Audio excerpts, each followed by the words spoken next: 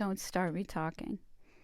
We were all as drunk as lords, and had been crawling around the streets of Liège since we left the chaotic scene out in the woods.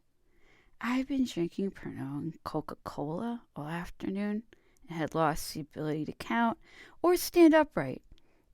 Our set at the 1977 Billson Festival met with the pretty muted reaction from those punk crazy sons and daughters of the Kingdom of Belgium. But the clash ended up in a fine confrontation with the security goons. The audience had tried to pull down fences in order to get closer to the band. Full cans of beer were falling short of the stage and being used as ammunition to repel the invaders. I saw one stalwart at the ramparts receive 3 direct hits to the head in quick succession before he went down. Joe Strummer jumped off the stage to help the marauders over the barricades from his side and nearly got battered by a large walloon in a shiny tour jacket. He ducked down under the brute and scrambled back to his guitar. It was all in an afternoon's work. It seemed like jolly good fun. Now we were all in a hotel room for some reason. Mick Jones was laughing like a droog and jumping up and down on the bed as if it were a trampoline. Paul Simonon was egging Strummer on and said with a teasing sneer, "Put his glasses on, then you'll see."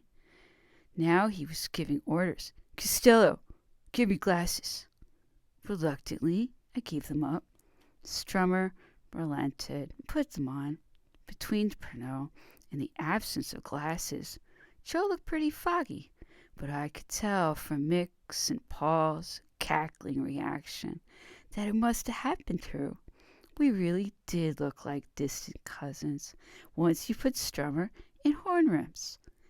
His bandmates had been needling him about this after spotting a slight resemblance in an old 110ers publicity photo of Joe in Ray-Bans and wearing a baggy second-hand suit like mine.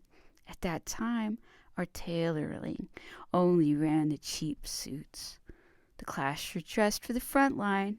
What occurs to me now is just how young and daft we all were, especially when no one is pointing a camera or a notebook in our direction.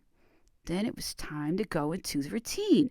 The next morning, hosting a fearful hangover, I slumped across 3 seats at the very back of an airless Belgian charabanc on the way to the ferry home.